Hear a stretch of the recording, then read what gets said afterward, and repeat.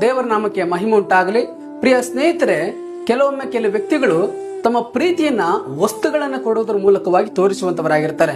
ಉದಾಹರಣೆಗೆ, ಮಕ್ಕಳು ಹೇಳ್ತಾ ಇರ್ತಾರೆ, ನಮ್ಮ ಅಪ್ಪ ಅಮ್ಮನಿಗೆ ನಾನಂದ್ರೆ ತುಂಬಾ ಇಷ್ಟ, ಅದಕ್ಕೆ ನಾನು ಕಾಲೇಜ್ ಹೋಗ್ಲಿಕ್ಕೆ ನನಗೆ ಗಾಡಿಯನ್ನು ಕೊಡಿಸಿದ್ದಾರೆ ಎಂಬುದಾಗಿ.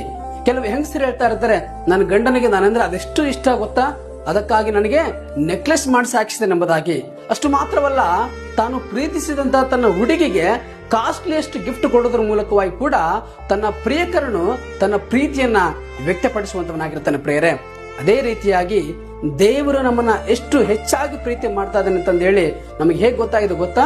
ನಾವಿನ್ನೂ ಪಾಪಿಗಳಾಗಿರುವಾಗಲೇ ನಮಗೋಸ್ಕರವಾಗಿ ತನ್ನ ಒಬ್ಬ ಮಗನಾಗಿರುವಂತಹ ಯೇಸು ಕ್ರಿಸ್ತರನ್ನ ಕೊಡುವುದರ ಮೂಲಕವಾಗಿ, ದೇವರ ಮಕ್ಕಳೆಂಬ ಹೆಸರನ್ನ ನಮಗೆ ಕೊಡುವುದರ ಮೂಲಕವಾಗಿ ತಂದೆಯ ಪ್ರೀತಿ ನಮಗೆ ವ್ಯಕ್ತವಾಗಿದೆ. ಪ್ರಿಯರೇ, ಯಾಕೆಂದ್ರೆ ದೇವರು ಯಾವುದನ್ನು ಕೂಡ ಆಶಿಸಿದೆ, ಯಾವ ಲಾಭವನ್ನು ಕೂಡ ನೋಡದೆ ಆತನು ನಿಸ್ವಾರ್ಥವಾಗಿ ಪ್ರೀತಿಸುವಂತ ಒಳ್ಳೆಯ ದೇವರಾಗಿದ್ದಾನೆ ಅನ್ನುವಂಥದ್ರಲ್ಲಿ ಯಾವುದೇ ಸಂದೇಹವಲ್ಲ. ಪ್ರಿಯ ಸ್ನೇಹಿತರೆ,